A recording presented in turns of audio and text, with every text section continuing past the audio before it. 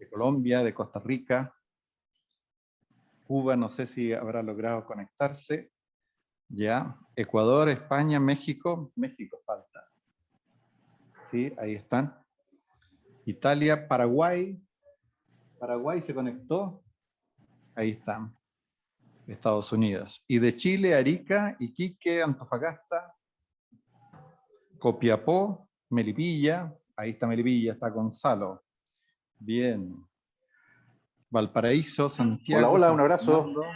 Fernando, ya, Curicó, Talca, Linares, Concepción, Temuco, Cañete, Osorno, Puerto Montt. Bienvenidos. ¿Estamos listos para empezar? ¿Sí? No es que privilegiemos a los que están por Zoom, ¿eh? Pero les voy a mostrar el auditorio para que se sientan parte aquí. ¿Ah? Ahí. Si Hola, quieren saludar. Eso. Carlito, Ya. bienvenido. Bien. Bueno, muchas gracias por estar aquí. Mi nombre es Alfonso Correa, represento aquí a la editorial que junto con Ricardo me ha impulsado a que hagamos este tipo de libros, de los que él ya lleva 3 con la editorial. Así que muy bienvenidos todos, sean ustedes, los que están en directo y los que están online. Y les doy el saludo. Bienvenida, que sea un buen tiempo, un buen espacio. Muchas gracias.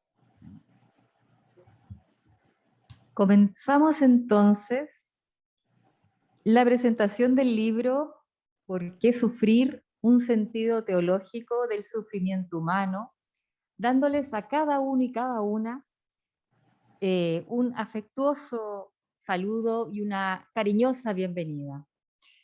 Gracias por el tiempo que se han reservado para este momento. Gracias por haber venido a compartir con nosotros el nacimiento de esta nueva criatura, de este nuevo libro. Le damos un tremendo agradecimiento al Centro Cultural Gabriela Mistral, que hoy nos acoge.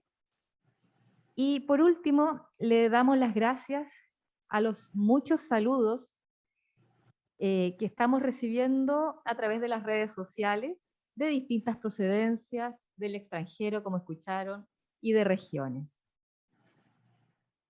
Cada libro es un regalo. Cada libro una sorpresa. Cada libro es una invitación y una apertura a lo que está afuera y a lo que tenemos dentro. Es una invitación, una puerta que se abre, una ventana tanto del que escribió como del que lo recibe. La editorial Al Viento, que está llamada o que siente que su misión principal es aportar a la vida con sentido, está muy agradecida de presentar este libro de Ricardo, ¿Por qué sufrir? Un sentido teológico del sufrimiento humano, que es la 12ª publicación ya de la editorial. Como ven, ahí tenemos el por qué sufrir, el que nace hoy, pero esta editorial nació el 2018 a propósito de este libro que, perdonen la autorreferencia y la participación, pero que hicimos Ricardo conmigo, que fue un lazo y un impulso para que este nombre de Al Viento se deje llevar justamente por el viento. Si bien nació este año la editorial, ya habíamos hecho un libro previo al que debe el nombre esta editorial. Quisiera contarles muy brevemente. Al Viento fue el nombre dado a la primera fotografía tomada por este fotógrafo y director de la editorial, al semillero del diente de león. Ahí, el diente de león, Taraxacum officinale Weber. Esa planta tan sencilla, tan humilde, que me cautivó por su simpleza, por la variedad y por su entrega gratuita y cercana para todo el que quiera verla. Las semillas del diente de león, como muchas otras, se caracterizan por estar a disposición del viento para ser trasladadas y algunas caer en un lugar apropiado donde germinar. similar a lo que ocurre con un libro, ¿no? Uno no sabe, es una semilla que se lanza, a veces llega a buena tierra, ¿no? Otras veces es un libro que se guarda, ojalá no sea el caso. Esperamos que germine en sus corazones, que entre y nos sirva para lo que queremos todos y lo que ha manifestado el autor, y ya nos explicará más sus motivaciones, ¿no? Entonces, a través de este y los demás libros de la editorial, que son todos esos ya, buscamos integrar fotografía y texto, el arte y la parte más racional del ser humano. Ver cómo existe una coherencia entre lo que es la parte más intuitiva y lo racional, que muchas veces creemos que están en pugna. Queremos contribuir a mejorar las relaciones humanas, a crecer espiritualmente, a amar la naturaleza y a construir un mundo más fraterno y digno. A continuación, le pedimos al profesor Ricardo González, autor del libro, que nos cuente cómo surgió este libro y cómo nació la idea de escribirlo. Bueno, permítanme para comenzar, bienvenidos, muchas gracias por estar aquí. Hay lugares desocupados aquí Pasen con confianza, con confianza. Andrés prefiere estar de pie. Aarón, dale. Ya. Para responder a la pregunta de cómo surgió este libro, permítanme contarles una anécdota. El año pasado me presenté como candidato a constituyente y recorrí ferias, supermercados, repartiendo volantes con mi programa, mis propuestas. Recibí de todo, piropos, insultos, garabatos, de todo. Pero mientras repartía volantes afuera de un supermercado, se acercó una joven en bicicleta de unos 20 años, se detuvo, me recibió el volante, lo leyó un momento y después me dijo lo siguiente, que yo lo anoté, lo tengo anotado aquí lo que me dijo. Dice, estaba buscando una persona como usted para votar en la constituyente. He encontrado solo candidatos jóvenes, andaba buscando alguno con experiencia, como usted. Me habrá visto las canas. Alguien que haya vivido la historia, me dijo. Alguien que haya sufrido y que sepa del sufrimiento de la gente. La verdad, yo me quedé sorprendido porque yo ya estaba escribiendo el libro sobre el sufrimiento.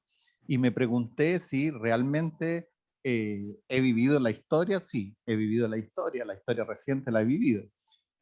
En mi vida he sufrido mucho, no sé si he sufrido mucho, a lo mejor en comparación con otro, uno ha sufrido menos que otro. ¿He conocido el dolor de mucha gente? Sí, he conocido el dolor de mucha gente. Y les quería contar un poquito qué es lo que yo he conocido. Este libro surge justamente de haber vivido parte de nuestra historia reciente, surge de muchos encuentros con el dolor, sea personal o sea de la gente que me rodea, surge del cuestionamiento insistente frente al dolor absurdo, a la desgracia ajena. No sé si a ustedes les ha pasado. ¿Por qué esa persona ha sufrido lo que está sufriendo? Dolor absurdo. Desde muy joven me cuestioné respecto del sentido de mi vida y el sentido del dolor. Leí muchos libros, la mayoría de grandes hombres y mujeres. Tenía curiosidad por saber cuál había sido el sentido de sus vidas y cómo ellos habían enfrentado el dolor. Pero me interesaba saber si habían sido felices o no. ¿Se puede ser feliz a pesar del sufrimiento? Esa es la pregunta. En mi vida he tenido varios encuentros con el dolor, dolores personales y sociales. Un primer encuentro con el dolor fue el 11 de septiembre del 73. Qué viejo, ¿eh? Me encontraba en clase. Yo iba a clase al Instituto Nacional. Cuando llegó la noticia del movimiento militar. Y junto a mis compañeros abandonamos la sala de clase, abandonamos al profesor y nos fuimos todos a la casa. Pero yo no me fui a mi casa.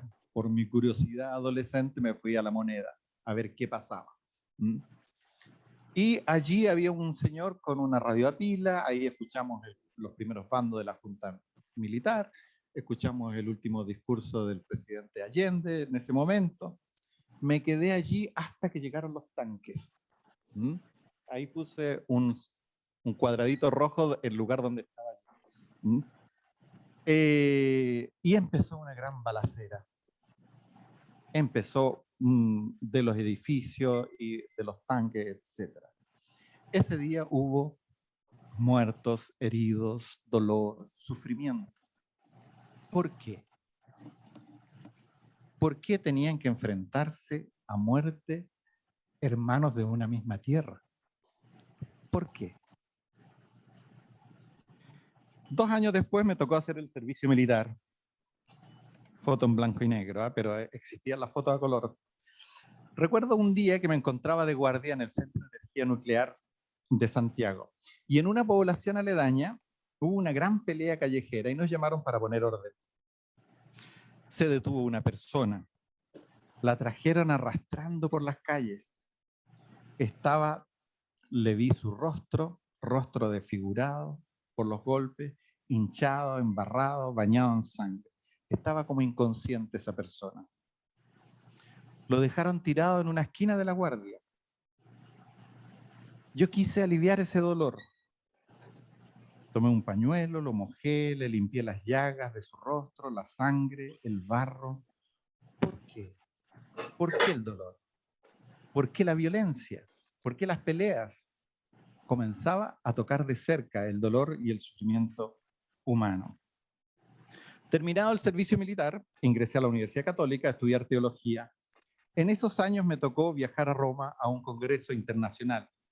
Allí conocí a 2 personas significativas para mí, al Papa Juan Pablo II y a Chiara Lubich, líder de un movimiento católico. Ambos líderes me marcaron profundamente. Tanto que terminando mis estudios de teología, elegí como tema de mi tesis el sentido teológico del sufrimiento humano en el pensamiento del Papa Juan Pablo II y de Chiara Lubich. Quería encontrar una respuesta al dolor, al sufrimiento absurdo de la humanidad, reflejado en el grito desesperado de Jesús en la cruz cuando exclama: Dios mío, ¿por qué me has abandonado? Ese ¿por qué? Era también el mío. ¿Por qué? Una vez titulado, comencé a hacer clases, primero en colegios y luego en la universidad. Muchos de mis estudiantes se acercaban a conversar y a pedir consejo. ¿Cuánto dolor había en esas conversaciones? Un día, terminada la clase, saliendo de la sala, se me acercó un alumno pidiendo hablar conmigo. Profesor, me dijo, necesito hablar con usted. Muy serio, yo le dije, ¿es sobre algún tema académico? No, me dijo, es un problema personal. Yo le dije, ¿por qué tiene que hablar sus problemas personales con este profesor? Y él me respondió, profe, es que usted me inspira confianza. Vamos, le dije, te invito a un café. Y allí me mostró su muñeca izquierda con puntos frescos. Había intentado suicidarse. Cuánto dolor había en ese corazón joven. En las noches de invierno, con un grupo de amigos, salimos a compartir con los hermanos que viven en la calle. Llevamos un sándwich, sopita, café. Un día, en nuestro recorrido, a medianoche, por la Vega Central, encontramos a un joven de unos 20 años, postrado en un rincón. No quería comer. Una persona que estaba allí nos dijo que ese joven estaba herido. No quería ser llevado al hospital, ya que allí lo chequea Carabineros antes de entrar. Con una amiga lo convencimos de ir con nosotros a la posta. Apenas podía caminar. Lo llevamos casi arrastrándose. Entramos con él a la posta, lo hicieron pasar y lo atendieron inmediatamente. Tenía una puñalada en el pecho. Esperamos por él. Como a las 4 de la mañana sale el médico de turno y nos dice, menos mal que lo trajeron. Lo trajeron en el momento límite. Media hora más tarde hubiera muerto. ¿Cuánto dolor escondido hay en nuestras calles? Desde hace 25 años visito semanalmente una cárcel de Santiago. Un día me pidieron visitar en el hospital del penal a un joven enfermo con VIH. Se trataba de un preso que yo ya conocía. Ahora estaba, según sus propias palabras, en sus últimos meses de vida. Cuando lo vi, me impresionó su estado de postración. En ocasiones anteriores lo había visto sano, alegre, lleno de vida. Ahora, en cambio, estaba postrado en una cama de hospital, con manchas en la piel, muy delgado, con llagas en la cara, desesperado. Cuando me vio, se alegró mucho y me dijo en voz alta: «Qué bueno que vino a verme. Tengo algunas preguntas que hacerle». «Pregunta todo lo que quieras», le dije. Muy serio me dijo: «Hermanito, ¿sabe? Yo comencé a robar a los 7 años. No tenía otra posibilidad.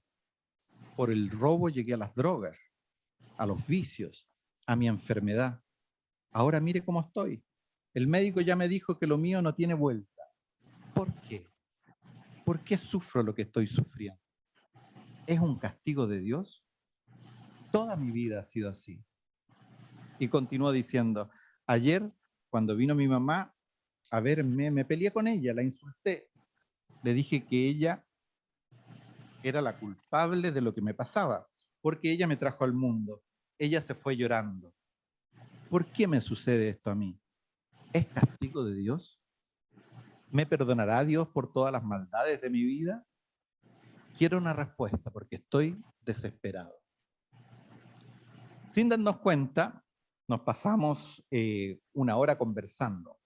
Recobró la serenidad, lo seguí visitando todas las semanas, se reconcilió con su mamá.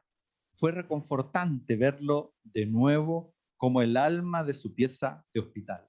A pesar de las condiciones en las que se encontraba, había encontrado la paz. Por más de 10 años trabajé como asesor de una organización de empleadas de casa particular. Recorrí desde Arica a Punta Arenas, organizándolas, luchando por sus derechos, por su dignificación. En esos años me tocó conocer muchas historias, algunas tristes y dramáticas, como la historia de Ana, que había llegado del sur a Santiago siendo muy joven. Trabajó por años puertas adentro en la casa de una familia en Las Condes. No conocía a nadie en la capital. No pudo terminar sus estudios. Su sueldo lo mandaba casi completo a sus padres campesinos. Le costaba movilizarse por la ciudad. El día domingo le tocaba salida. ¿Dónde ir? A la plaza de armas, a sentarse durante horas, en espera que pase el tiempo. Fueron años así. Renunció a su propia vida personal por servir a una familia ajena, sin contrato, sin imposiciones. Sin embargo, no todo estaba perdido para ella. En la asociación encontró refugio, amigas, lugar donde quedarse, posibilidad de estudio y de superación. Otro encuentro con el dolor ajeno que me impactó y me choqueó fue el 8 de noviembre del 2019. Me encontraba en la Plaza de la Dignidad junto a miles de manifestantes que reclamábamos en contra de las grandes injusticias sociales que se sufren en nuestro país. Como a las 6 de la tarde comenzó la represión. Una densa nube blanca comenzó a acercarse hacia nosotros desde el poniente. El humo de las bombas lacrimógenas hacía irrespirable el ambiente. Sin embargo, nadie se movía de sus puestos. A pesar de eso, la gente cantaba, bailaba, protestaba. Como a las 7:30 de la tarde, me fui a mi casa. Ya en mi casa me enteré de que hubo varios jóvenes que resultaron heridos, algunos con los ojos mutilados. Entre ellos un joven de 21 años, estudiante universitario, Gustavo Gatica. Los médicos y el personal de salud hicieron lo imposible por salvarle los ojos, pero no pudieron. Quedó ciego. ¿Por qué? ¿Por qué? Me pregunté muchas veces. Podría haber sido yo, un hijo mío, un hermano. ¿Por qué? Era un sufrimiento absurdo e injusto. Después de varios meses me sorprendió ver a Gustavo Gatica volver a la Plaza de la Dignidad. A pesar del drama vivido, era capaz de sonreír. Es posible transformar el dolor en amor. Es posible transformar la tragedia en alegría. Pero ¿cuál es el secreto?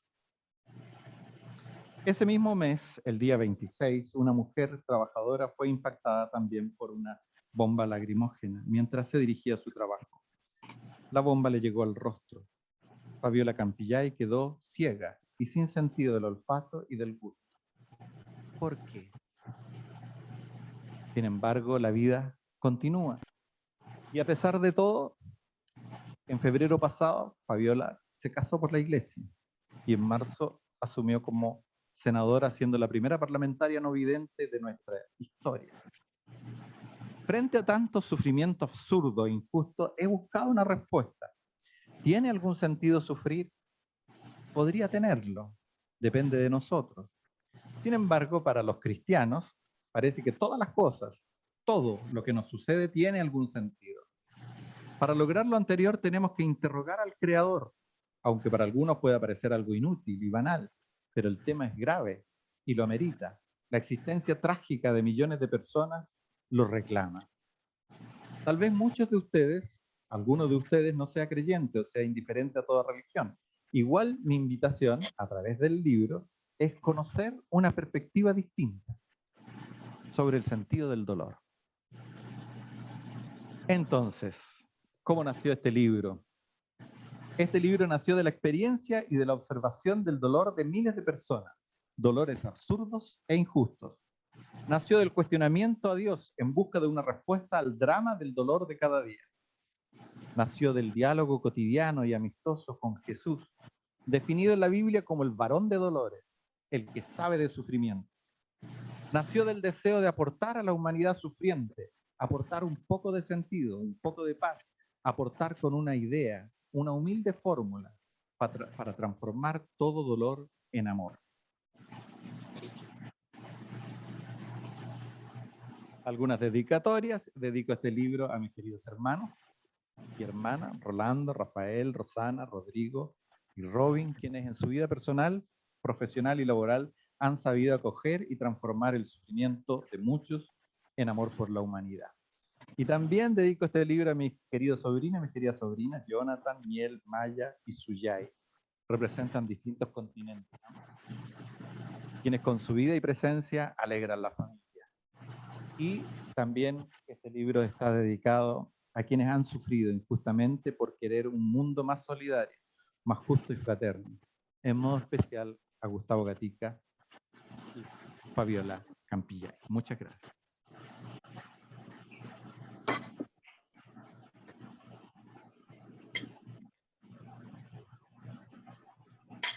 Y llegamos al momento principal.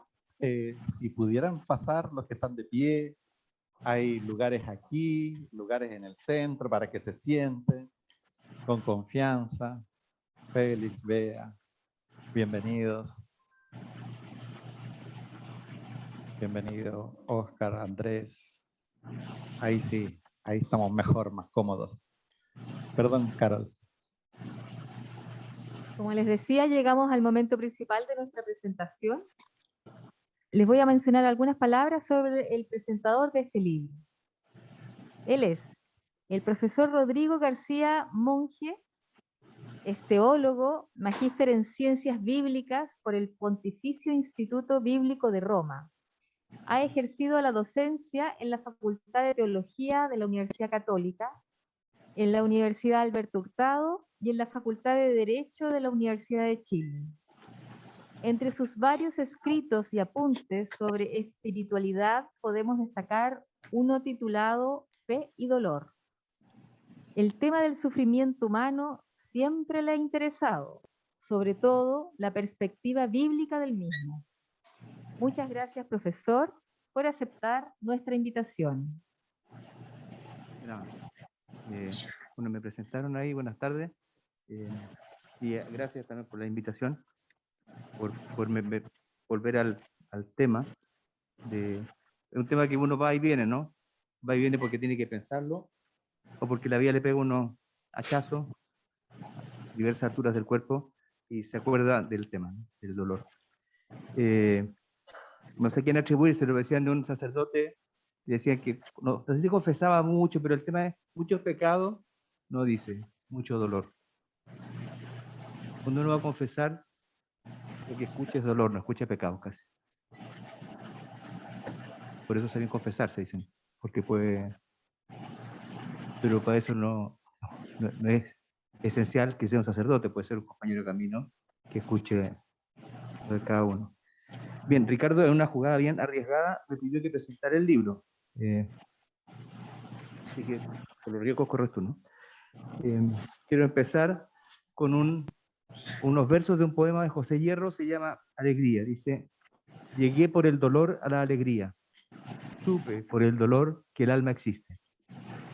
Por el dolor, allá en mi reino triste, un misterioso sol amanecía. Era alegría la mañana fría y el viento loco y cálido que embiste. Alma que verdes primaveras viste, maravillosamente se confía. Bien, me pidió, en particular fue el capítulo 7 sobre el sentido teológico del sufrimiento. Al hablar del sentido teológico, es como hablar de, ¿no es cierto?, Dios con nosotros, ¿no? Dios con nosotros, Dios por nosotros, con nosotros, en nosotros, es decir, el Padre, el Hijo y el Espíritu Santo, Dios por nosotros, en nosotros. ¿Qué decimos de Dios cuando decimos eso? ¿Y qué decimos de nosotros cuando decimos eso? Esa es la pregunta teológica en esa relación. Y en el dolor, ¿qué significa que Dios está por nosotros, con nosotros, en nosotros? O que nosotros vivimos el dolor en un Dios que es favorable, que camina con nosotros y que nos habita. Entonces, me parece que el empeño es ese, ¿no? Como vimos habitando a Dios y siendo habitados por Dios. Más o menos esa es la pregunta que circula todo, que recorre el libro y en este capítulo en particular. Y al preguntarle a Dios, le preguntamos, y tú lo insinuabas, algo que a Dios no le pertenece. Dice el libro de la sabiduría, dice: por envidia del diablo entró la muerte en el mundo. La muerte no le pertenece a Dios, es preguntarle por algo ajeno. Dios no creó el sufrimiento, no creó el pecado, ¿no? Entonces tenemos que mirar a Jesús y decir, bueno, tú que estás metido ahí, y que sí sabes de muerte y de dolor, hablemos, ¿no? Pero como hablarle al Creador, quedamos un poco... ¿qué nos puede decir? Porque Él no creó ni la pregunta ni la respuesta a esa pregunta, salvo la solidaridad de Jesús. Jesús sí experimentó el dolor, el sufrimiento y la muerte al identificarse con nosotros. Y ahí descubrimos quién es Dios y quiénes somos nosotros. Cuando nos preguntamos a nosotros en lo relativo al dolor, siempre, creo yo, nos preguntamos a partir de una vida que está como al borde del abismo. Y cada respuesta, quizás más de una respuesta por pregunta, nos va a colocar siempre delante de ese abismo, pero tal vez habiendo ganado hondura, lucidez, experiencia de Dios, humanidad. Pero no nos va a sustraer de eso de estar siempre como al borde.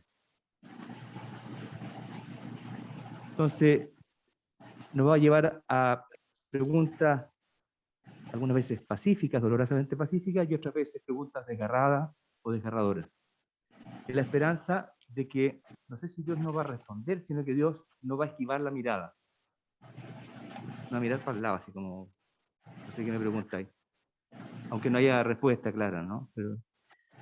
Entonces, el libro me parece que va por ahí, pretende dialogar con todos, con todas, no como una exposición final, sino como propuesta, al ir haciendo un barrido por tantas situaciones, propuestas que abran, por algún lado, nos abran la mente, el corazón, la mirada, a situaciones que nos afectan a nosotros, ¿no? Que hablan de nosotros mismos, que nos permiten reconocernos. Entonces, no como un objeto para poseer, sino como una realidad en la cual estamos, y en la cual hemos estado y hemos visitado muchas veces. Y con una humanidad también solidariamente, una humanidad que ha vivido y una humanidad que va a vivir solidariamente con toda su humanidad. Dirigido a creyentes y no creyentes por igual, porque no es que tengamos dos grupos, ¿no? Los que ya llegamos y hicimos 1, 2, 3 por mí, estamos esperando que se acabe el juego porque ya creemos, y quienes todavía no creen, pero no sé, pues esperamos algún día, ¿no? Entonces estamos los plenos y los incompletos, tampoco. Entonces uno podría decir, estamos todos sentados como en la sala de espera, esperando a Godot, o bien vamos todos en el mismo viaje, unos disfrutando del viaje, otros mirando por la ventana, otros en silencio, otros leyendo, pero caminamos juntos. Para todos tenemos preguntas y podemos vivirla de diversa manera. Yo creo que esa es también la apuesta. Todos nos acompañamos en el camino. Les advierto que ya dijeron, soy biblista más que teólogo dogmático. Los dogmáticos tienden a uno, ¿no? a la unidad. Finalmente, como las ecuaciones, salvo las de segundo grado, que tienen más y menos en los resultados, son una nomás. Los biblistas, para todos, digamos, depende de la época, depende de dónde. Damos para todo. Es una ventaja ser biblista. Y yo entonces, el punto de vista para mí es ponernos en contacto con la comunidad de la cual nació la escritura, más que con el texto solo, así como ladrillo. Aquí hay una comunidad de fe de la cual nació la escritura. Desde ahí trato de abordar el tema. Entonces, eso es lo que puedo proponer. Puede ser un poco tedioso, a veces cito la Biblia, pero como dice Alberto Plaza, no me pidas más de lo que puedo dar. Entonces voy a comentar ese capítulo, ¿no es cierto?, a partir de esa sensibilización que nos propone Ricardo. Me parece que la progresión que tú haces es interesante, ¿no? Es decir, primero has pasado como rachilla y dice, bueno, ahora una pregunta que ha recorrido todo, pero hay que formularla en sí misma. Los sentidos, porque usan el plural, en los sentidos teológicos del sufrimiento humano. Y no es para que cada uno se arregle con el suyo, sino porque es una cuestión que se va moviendo. Y que hoy día yo lo veo así porque espero que mañana no lo vea así. Como la experiencia amorosa también se va resignificando todo el tiempo, ¿no? Entonces, primero ya, la vida de Jesús, la experiencia de él ante los demás, cómo lo ve San Pablo, San Pedro, cómo lo vio Isaías. Isaías no es que estuviera viendo a Jesús, ¿no? No es que en el primer momento ya veía al final, como el gol de Maradona a Inglaterra, que se pasa el primer inglés y ya se está pasando al sexto al mismo tiempo. Él no lo ve, no tiene idea de lo que va a pasar. Él está encarnando lo mejor que sabe de fútbol y eso le lleva a hacer un gol espectacular. Pero el profeta no es que esté mirando dos cosas en una misma jugada, sino que lo que encarna finalmente desemboca en lo mejor de lo que encarnaba, que él mismo tal vez ni sospechaba. Él encarna lo de Dios, y lo de Dios es mucho más de lo que él puede ver. Y por eso vamos a poder reconocer a Jesús en él. Y luego entonces el Papa Juan Pablo II y el valor redentor asociado a su propia experiencia, ¿no? Cuando fue baleado en mayo del 81 en San Pedro, y luego las intuiciones tan profundas de que era Ludwig, son aquí unos pincelazos que quedé así como también delante como del asombro, porque apenas la conozco, del abandono en la cruz, y cómo eso desemboca en la relación con el prójimo, que re interesante, ¿no? Como que se desfonda la cruz, como que finalmente como que pasa de largo, porque se encuentra con el otro. Y en una riqueza que descubro es como la historización del dolor. ¿Qué quiero decir? A veces el dolor se transforma como en una cosa en sí misma, esto, y que Jesús le hizo pinta y se arregló el problema. Porque una especie de, no sé cómo decirlo, de cuando en las series médicas, ¿no? Le ponen estas cosas para resucitar. Y resucita y sigue la vida como si nada. Y decir, no, pero esto tiene que ver con la historia de Jesús, con la vida concreta de Jesús. Y eso historiza, convertirlo en historia. Y decir cómo Dios tuvo que aprender a sufrir, como dice el epístola de los Hebreos. Dios no sabía lo que era el sufrimiento. Dios no sabía lo que era la muerte. Y tuvo que aprender a sufrir y tuvo que aprender lo que era morirse. Me parece fundamental porque tiene que ver con que nosotros tenemos que aprender a sufrir también para ser humanos. No es como ya por visto. me parece que eso es clave también en la visión que presenta, ¿no? Que es un caminar, que tiene muchos pasos, que hay muchos caminos, que finalmente todos van a llevar a Jesús, cada uno tendrá que ir descubriendo el suyo. Pero eso no es una noción estática, ni es como una especie de metafísica, ¿no? Algo que ocurrió, un chispazo en el aire, que solucionó todos los problemas. No es así. Cuando hablamos del sufrimiento, es que Dios tuvo que aprender y que, claro, porque esto de ir inventando que las cosas no resulten y gastar tiempo, yo digo, mira, es que de repente acertar para ti consiste en hacer todo lo contrario de lo que vas a tener que hacer. Porque es el diálogo el que produce el dar en el clavo, no el martillazo. Y aquí también, ¿no? No se trata de achuntarle al martillazo de la respuesta final al dolor, sino de achuntarle al paso de baile, que a veces se aleja y otras veces se acerca al centro del baile. Y por eso esta cosa como este despliegue de posibilidades me parece muy, muy sugestivo.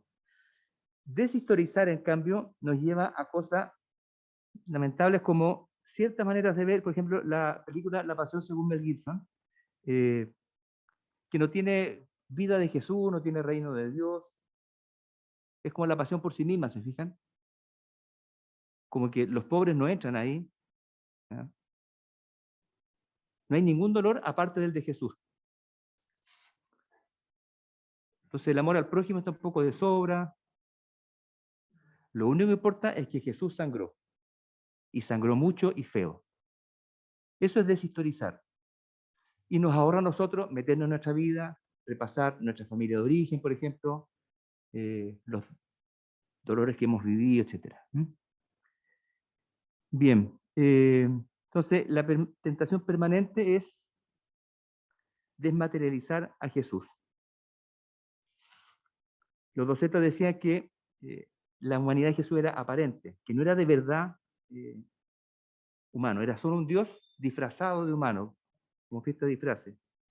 Era un aspecto. Entonces, podemos hacer del dolor de Jesús como un disfraz nomás. Como que Dios en realidad pasó de largo. Nunca estuvo acá. Pero sí hubo una apariencia que sí sufría. Pero Dios nunca estuvo, no nos salvó en el fondo. ¿Eh? Entonces ahí, claro, hay una ecuación metafísica y celestial que nos salva. Ahí no hay manera de preguntarle a Jesús qué significa sufrir. Porque nunca se enteró Jesús de qué significa sufrir. Y es importante eso, no como concentrarnos en su sufrimiento, sino en su solidaridad de identificarse con nosotros. Y respecto a lo anterior, quería comentar el canto del siervo al que tú aludes al comienzo, o sea, después de hablar de Jesús. En la antigüedad se tenía la idea, esta idea que habla de la retribución, que si a alguien le va mal es porque algo malo hizo. Que todavía se usa, ¿no? Algo habrá hecho. Yo me lo digo mucho, pero algo habrá hecho. Y si le va bien es porque es íntegra, porque es íntegra. Y todos sabemos que eso no es así. Pero igual, como que circula un poco. ¿Qué habrá hecho para merecer esto, etcétera? Y hay momentos en que en Israel se empiezan a preguntar si esto es tan así, porque, por ejemplo, en tiempo del exilio, se dan cuenta que hay mucha gente que padece el exilio y sus horrorosas consecuencias, y es obvio que no hizo nada proporcionado en relación con ese. Y luego dice, ¿y esa gente es descartable o tiene alguna misión también? O sea, ¿Dios se olvidó de ellos? ¿Ese es el punto? ¿O Dios le da una misión a ese pueblo que tiene ahí? Y es interesante entonces, dice, ¿qué misión tiene ese pueblo? ¿Y cómo opera esta conversión a una manera nueva de ver el dolor? Que no es que Dios, de padre a hijo, transmite el dolor, te castigaré en tus hijos y en tus nietos, por ejemplo, el decálogo. Y dice, al comienzo, dice que Dios habla, al comienzo del texto, el capítulo 52 del profeta Isaías, y dice que, bueno, mi siervo va a triunfar, dice en el fondo, ¿no?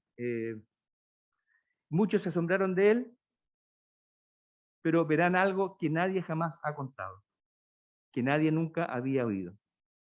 Y luego describen el siervo largamente, que es lo que habitualmente estamos acostumbrados a escuchar. Dice, ¿quién va a creer nuestro anuncio? Nosotros lo despreciamos, un hombre lleno de dolor, acostumbrado al sufrimiento. Sin embargo, eran nuestros sufrimientos los que él soportaba. Fue maltratado, se sometió humildemente y no abrió la boca. Él se entregó en sacrificio por el pecado, etc. Y al final Dios lo confirma, bueno, este es mi siervo, él liberará a muchos. Entonces la pregunta es, ¿quién dice esto del centro? Y los que hablan son los que lo maltrataron. Entonces es muy impactante el texto, el vuelco que se da, porque dice, ¿quién va a creer lo que hemos oído? Nosotros, que lo ninguneamos, que le hicimos bullying, que lo maltratamos, que le robamos. ¿Quién va a creer lo que hemos visto? Que cuando pensábamos que era Dios el que lo maltrataba, nos dimos cuenta que Él cargaba nuestras culpas.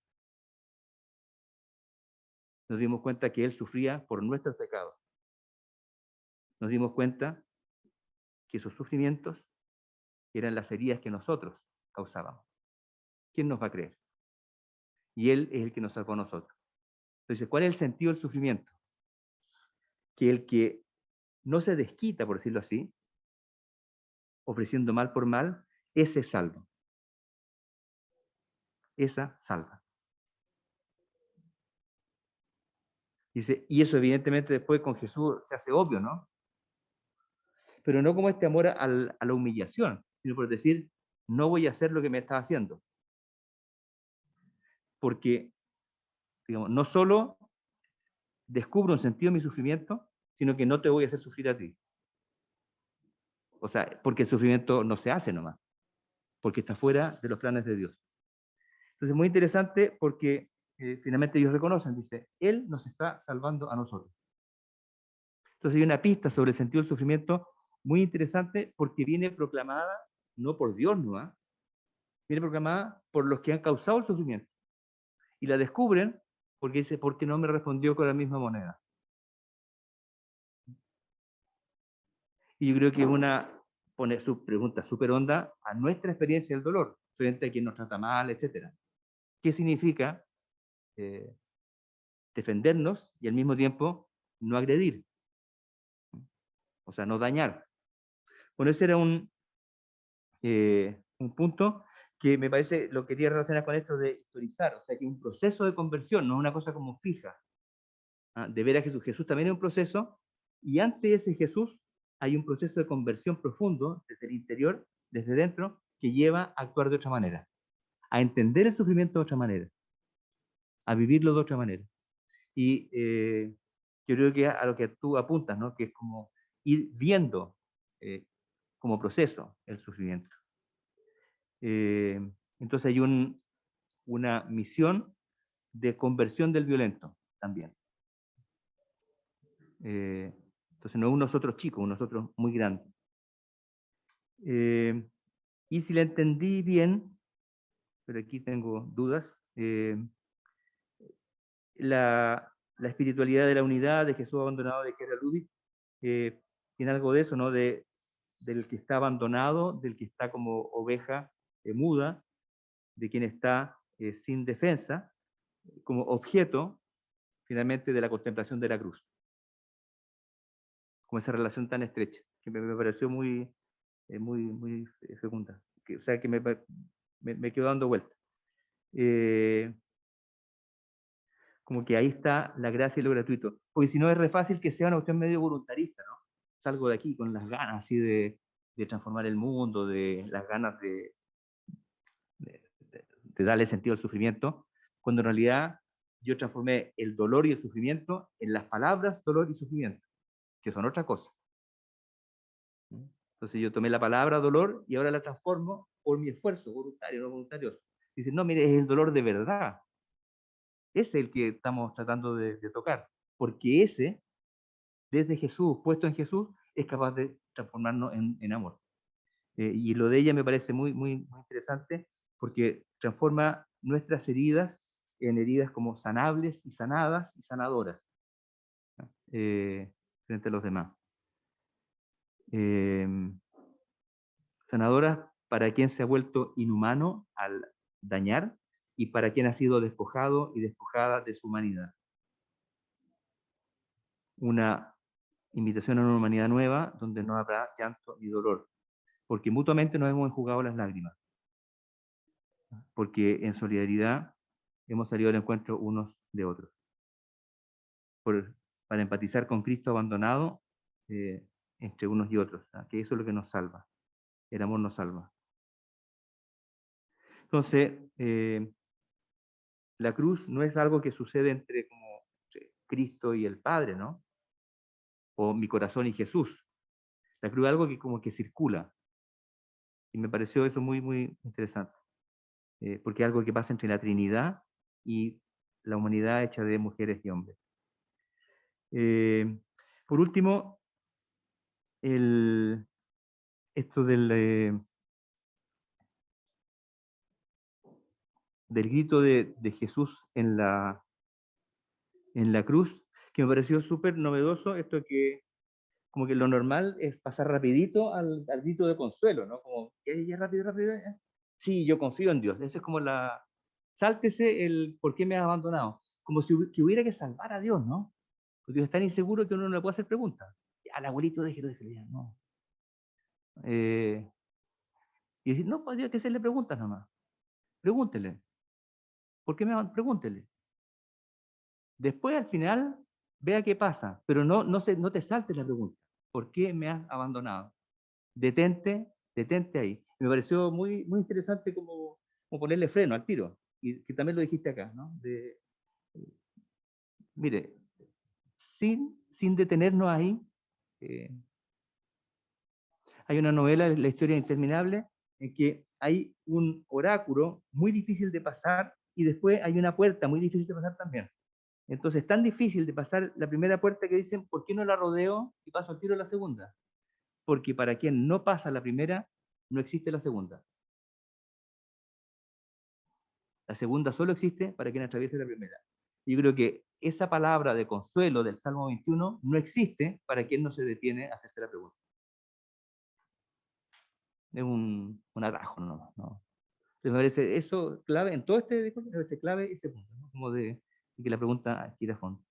Y junto con eso, con que hay que hacer la pregunta, lo último término es que es muy judío.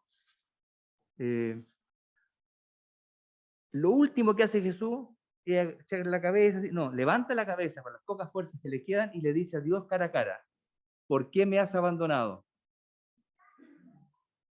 Da cuenta de tus palabras. Yo no debería estar aquí. Si tú fueras fiel, yo no debería. Da cuenta tú de lo que prometí. Es lo último que le dice en San Marcos. Eso me parece fundamental en la vida cristiana, para poder entrar en el tema del dolor, porque si no es como jabonoso, ¿se fijan? Delante de Dios, decía un rabino, nunca de rodillas, siempre de pie. Y para la espiritualidad, yo creo que es fundamental ese punto. Como me parece fundamental. O sea, hay que llegar hasta el final con las preguntas para que tengan respuesta. Si no, no van a tener respuesta nunca. Era eso, me pasé de largo muchísimo. Me disculpan. Los biblistas. Estamos.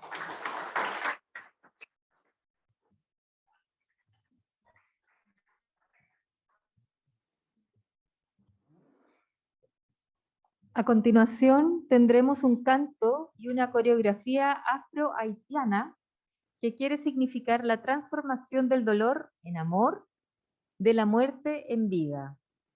La interpretará Evans Clersema, sociólogo y candidato a magíster en gestión cultural por la Universidad de Chile, profesor de danza afro-haitiana de la Universidad Santiago y director artístico de la compañía Arte y Cultura JAFCO América. Comme un oiseau dans sa cage, mon cœur est prisonnier et dans le creux des nuages, J'ai envie de m'envoler.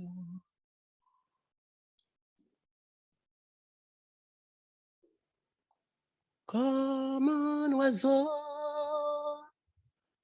dans sa cage. Mon cœur est prisonnier et dans le creux des nuages, j'ai envie de m'envoler.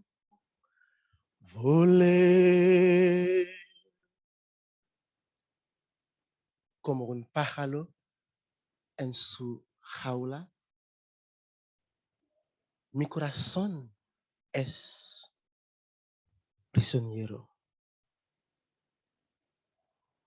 En los huecos de las nubes,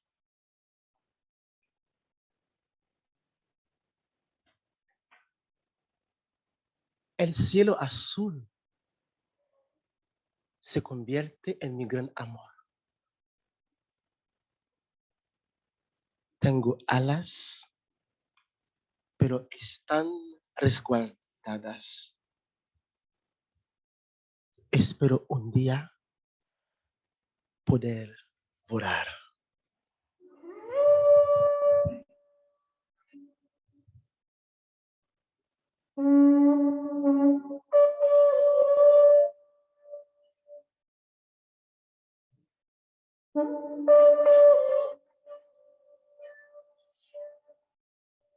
Papalo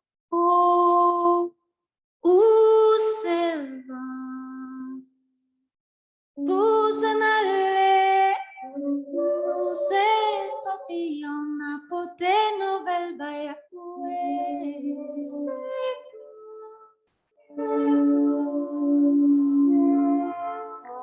Papa loco, Waposanale, Buse papillon a pote novel by a et tout ce qui dit bien, j'aime la vie.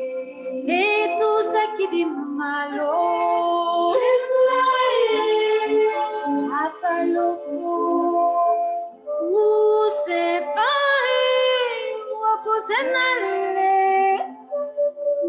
C'est facile, on a porté nouvelle baille.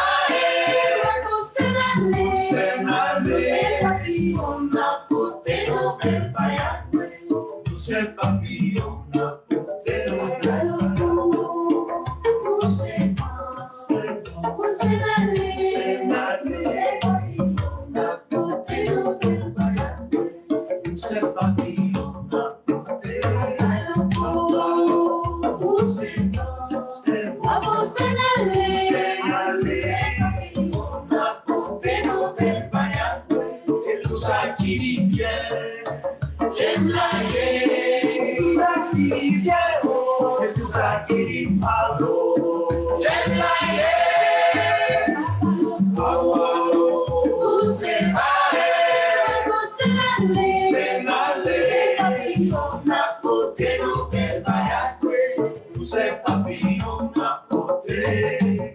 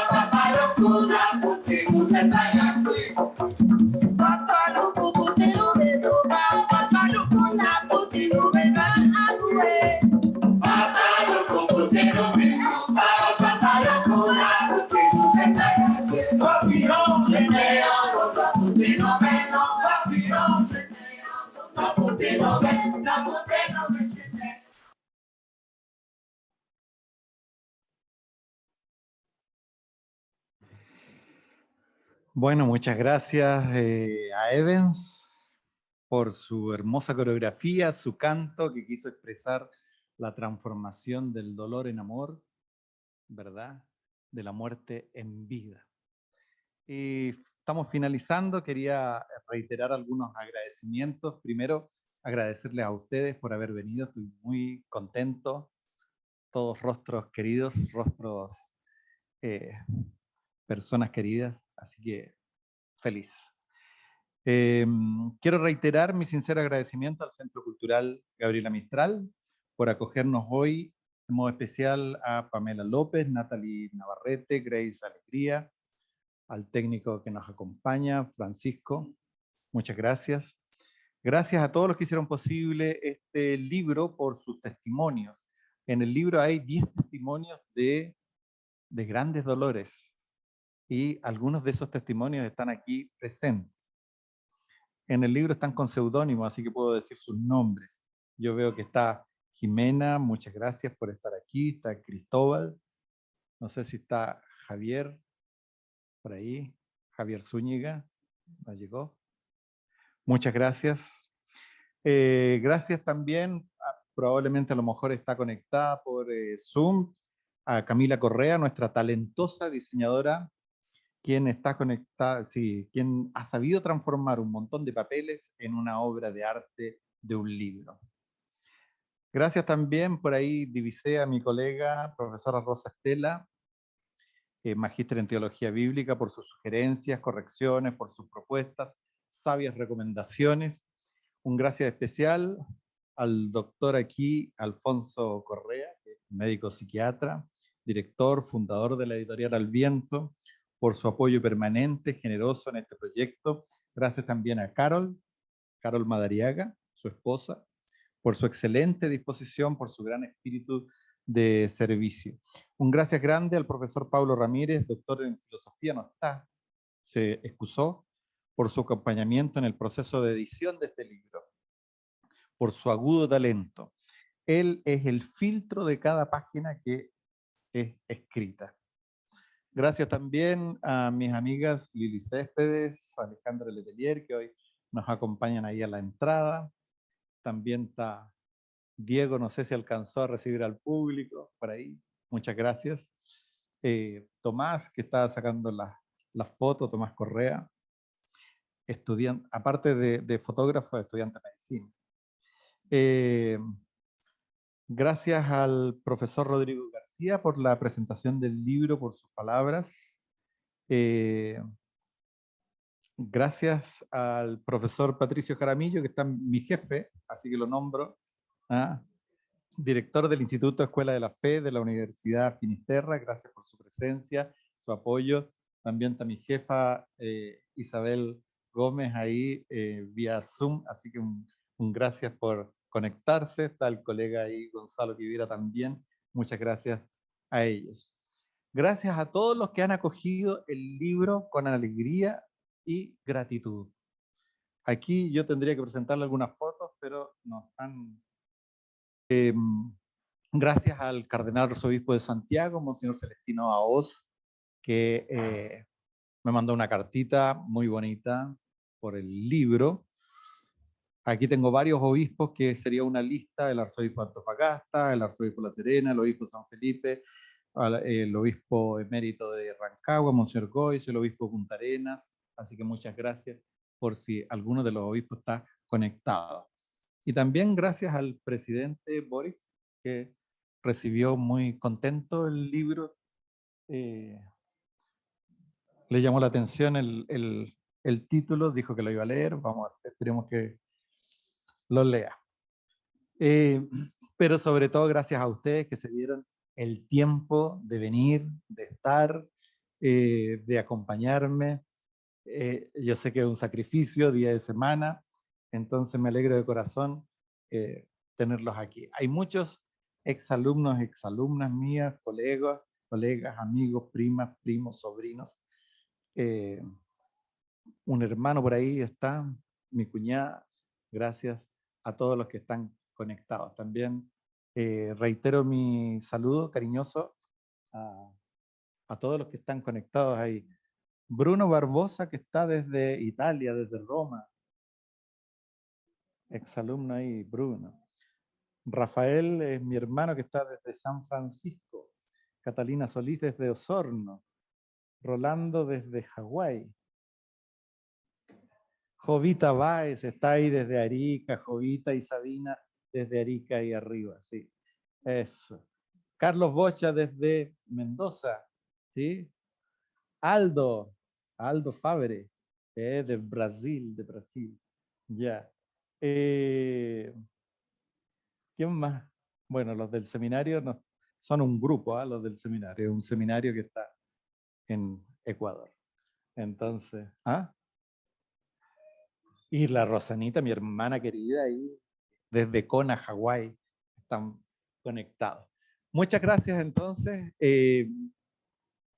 Nada más, me voy a quedar aquí, si alguno ha comprado el libro, para firmar el libro, ¿ya? Y contento de verlos. Gracias.